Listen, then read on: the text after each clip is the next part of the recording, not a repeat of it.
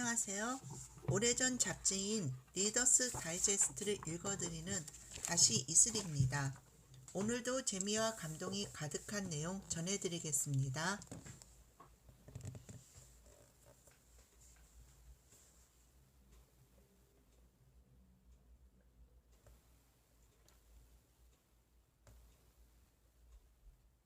단편 특선 외통수 이삭 아이센버그. 아르헨티나 작가인 이삭 아이센버그는 라틴 아메리카에서 가장 유명한 추리소설가다. 그는 또한 영화 및 TV 드라마 각본도 썼다. 최근 작으로는 우간다의 해방, 당신이 생각한 것보다 더 늦다, 그 선원의 무덤에는 장미꽃이 없다 등이 있다. 그렇게 기다리던 그날은 오지 않았다. 끝없는 체스 놀이에도 지쳤다. 나는 다른 해결책을 찾아보기로 했다. 그리고 마침내 찾았다. 나는 아저씨 술에 독을 넣었다. 2시간만 있으면 나는 자유로워질 것이었다. 네스토르 아저씨를 두고 나온 시간은 밤 10시였다. 뺨이 따끔거리고 입술도 화끈거렸다. 나는 곧 진정하고 나서 걷기 시작했다. 나는 행복했으며 해방된 기분이었다. 이제 길레모까지도 덕을 볼 수 있게 됐구나 생각했다. 불쌍한 길레모, 너무나도 마음 약하고 순진한 아이. 그래서 나는 언제나 두 사람 목을 함께 생각하고 행동해야만 했다. 그 몹쓸 아저씨가 우리를 자기 집으로 데리고 들어간 후부터는 그랬다. 아저씨의 집은 궁궐 같았으나 사랑이 없었다. 쨍그랑거리는 금속성 동전소리밖에 들리지 않는 집이었다. 너희들은 낭비하지 않고 전략하는 습관을 길러야 한다. 결국 언젠가는 이 모든 게 너희들 것이 될 것이니까. 늘 이렇게 말하곤 했다. 그러나 아저씨가 심장병을 앓고 있음에도 불구하고 그렇게도 기다리던 그날은 오지 않았다. 어느 날 길레모는 사랑을 하게 되었다. 그러나 아저씨는 길레모가 사랑하는 그 아가씨를 싫어했다. 그 처녀는 제대로 자라나지 못했어. 아저씨는 말씀하셨다. 길레모는 그 여자아이의 좋은 점들을 지적했지만 소용없는 일이었다. 노인네는 고집이 대단했으며 제멋대로였다. 아저씨와 나는 성격도 서로 맞지 않았다. 아저씨는 나에게 생화학 박사학위를 따라고 계속 말씀했다. 그러나 나는 포커와 경마의 전문가가 되었다. 아저씨는 나의 이러한 취미를 위해서는 돈을 한 푼도 주지 않았다. 아저씨에게 1페소를 받아내기 위해서는 온갖 머리를 다 써야만 했다. 그 중에 한 방법이 아저씨와 체스 놀이를 해주면서 견뎌내는 것이었다. 그러나 아저씨는 자기가 이길 것 같으면 내가 클럽에 가려고 안다라는 것을 알고는 게임을 질질 끌곤 하는 것이었다. 때로는 꼬냑을 음미하면서 나의 고통을 즐겼다. 어느 날 아저씨는 나에게 큰 생색이라도 내듯 이렇게 제안했다. 내가 이제 체스에 정신을 쏟기 시작했구나. 이것은 2가지 사실을 증명하는 것이지. 내가 머리가 좋다는 거, 그리고 또 너는 아무짝에도 쓸모가 없다는 것 말이다. 그러나 너희 봉사에 대한 대가는 해주겠다. 나는 공평한 사람이니까. 너는 아마 공부를 열심히 해서 박사학위를 따와 내게 보여주지 못할 테니까. 이제부터는 우리가 체스 놀이를 할 때마다 기록이나 하거라. 각자의 서로의 기록을 써두었다가 서로 비교해 보는 것이다. 어떻게 생각하니? 그렇게 한다면 약 200페소 정도는 얻어낼 수 있을지도 모른다는 얘기였기 때문에 나는 그 제안을 받아들였고, 그래서 매일 저녁 우리는 게임마다 기록을 하게 되었다. 아저씨는 지독히도 체스에 미친 사람이어서 내가 없을 때에는 하인하고 게임에 대해 이야기를 나누기도 했다. 그러나 이제 모든 일은 끝난 것이었다. 사람은 막다른 골목에 서게 되면 계속해서 궁리하고 또 궁리하기 마련이다. 그리고 결국에는 길을 찾아내게 된다. 아저씨와 내가 얘기를 나누는 동안에 나는 아저씨의 꼬냑에 아코니틴 독약을 몇 방울 떨어뜨려 넣었다. 그러자 곧 약기운이 돌기 시작했다. 아저씨는 이제 오늘 밤은 그만하자며 나를 해방시켜 주었다. 게임을 혼자 해보겠다. 아저씨가 말했다. 혼자 있고 싶구나.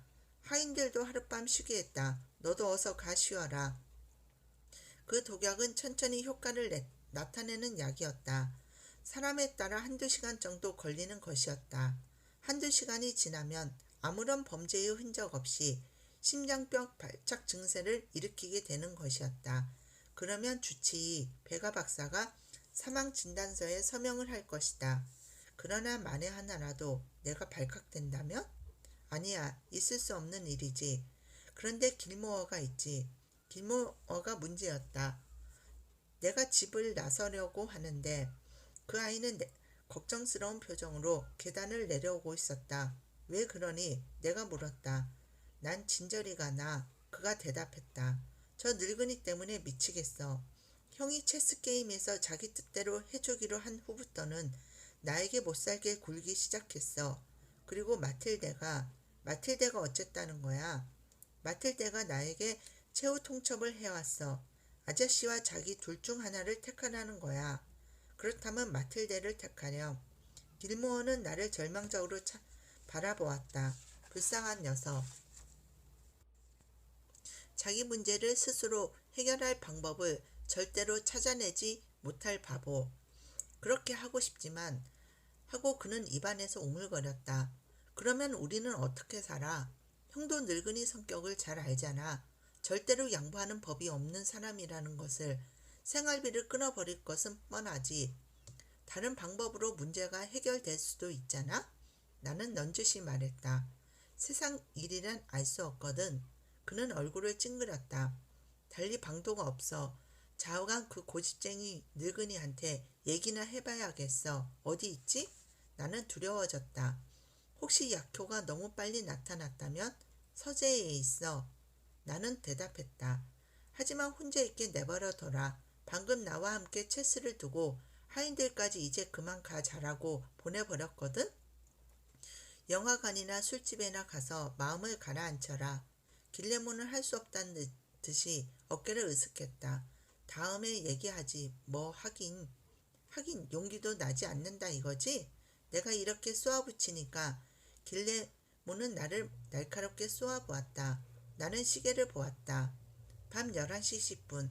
극약은 서서히 효과를 나타내기 시작했을 것이다. 처음에는 약간의 이상을 느끼겠지. 아저씨는 요리사 욕을 해대겠지? 저녁에 먹은 생선이 좋지 않았던 모양이구나 하면서 모든 것이 이렇게 간단한 걸 괜히. 습한 밤이었다. 구름 낀 하늘에는 번개가 번쩍였다. 인도 위에는 돌들이 다이아몬드 모양으로 깔려 있었다. 멀리에 푸른색, 붉은색, 그리고 흰 불빛들이 보였다. 나는 되돌아가기로 결심했다. 레안드로 엠번가를 향해서 다시 그 길을 걸어 내려갔다. 그곳에서 또 플라사 데마요로. 시계는 11시 36분을 가리키고 있었다. 그 약이 효력을 발휘하면 이제 모든 것이 끝나게 된다. 나는 수백만 달러의 유산 상속자가 되는 것이다. 그리고 나는 살인자가 되는 것이다. 내가 살인자라니.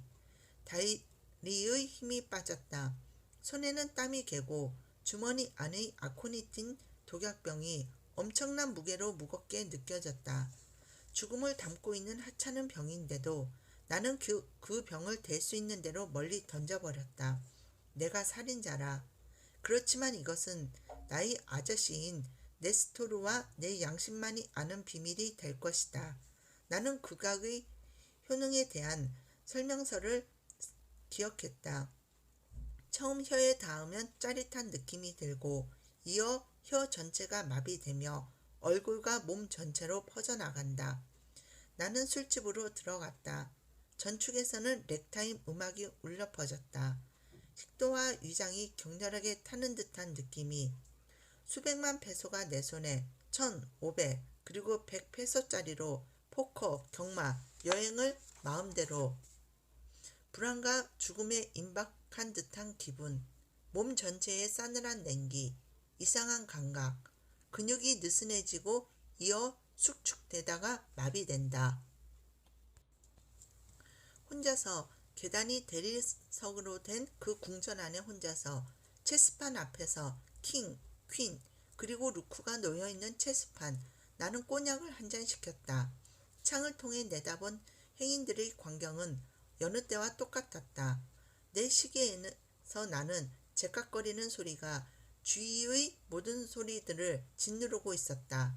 내 심장의 박동 소리까지도. 새벽 1시. 맥박에 변화가 오고 혈압이, 극약이 중추신경에 영향을 미친 결과, 그리고 마지막으로 심장마비를 일으킨다.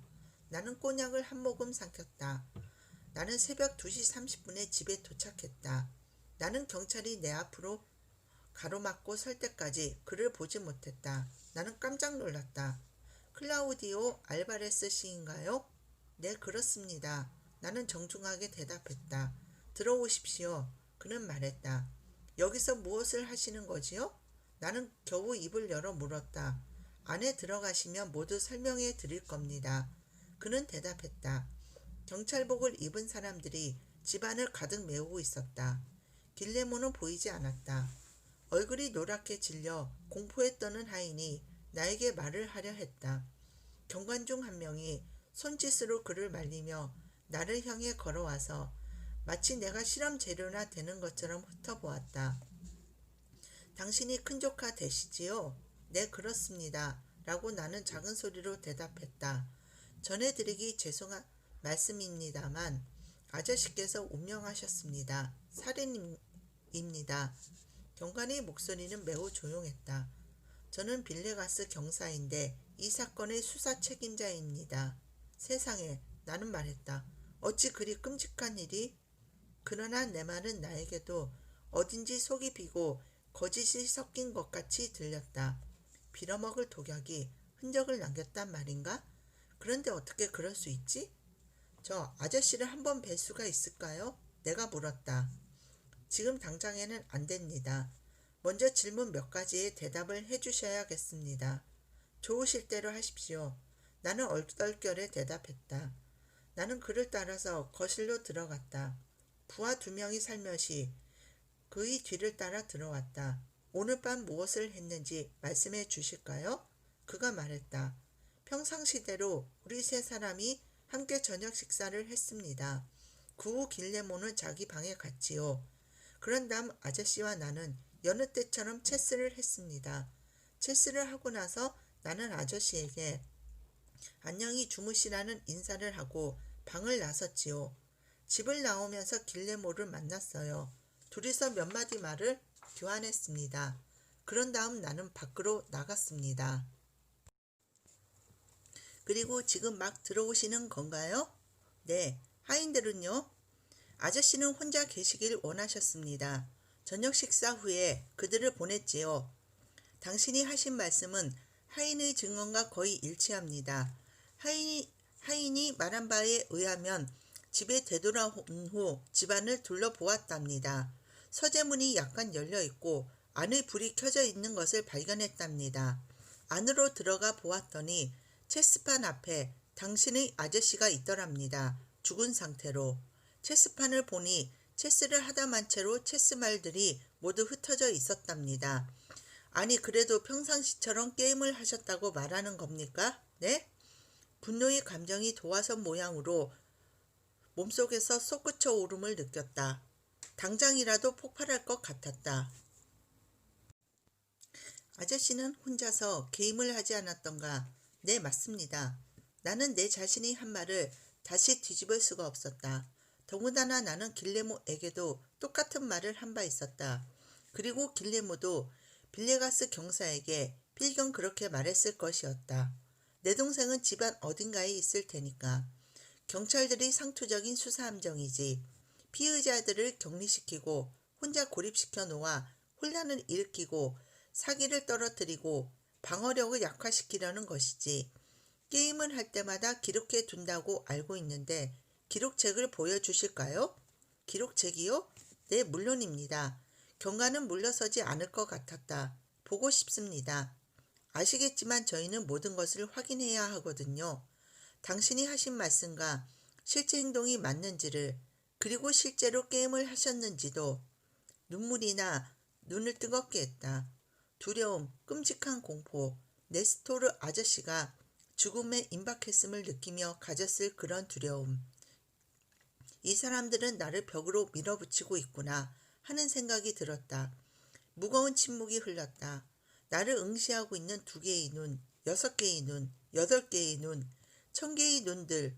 이 사람들은 나의 목덜미를 잡아 조이고 있는 것이다. 이들은 다급해진 나를 놀이개로 삼아 놀리고 있어 나의 죄의식을 가지고 즐기고 있는 것이다. 이윽고 경관이 말했다. 자, 어서요. 딱 한마디였지만 너무나도 많은 뜻을 지니고 있었다. 어서요. 당신은 그분이 살아있는 마지막 모습을 본 사람이지요. 그리고 죽는 모습 또한 그렇습니다. 그리고 마지막 게임은 알바레스 씨가 기록을 하시지 않으셨지요? 제발 그만. 나는 마침내 내 목소리가 아닌 소리로 외쳤다.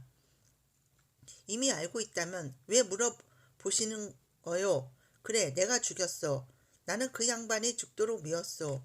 나는 그 양반의 독재에 미칠 지경이었어. 그래서 내가 죽였어. 내가 죽였단 말이오. 아니, 이럴 수가. 빌리가스 경사가 소리쳤다. 기대했던 것보다 훨씬 일찍 자백하시는군. 그럼 입을 연 김에 말해주시지. 총은 어디 있어? 그는 표정도 바꾸지 않고 계속해서 독촉했다. 이제 와서 입을 다물어도 소용없습니다. 총 말이요. 영감이 이마 한가운데를 쌌다는 사실을 잊었어? 아주 기막힌 솜씨던데?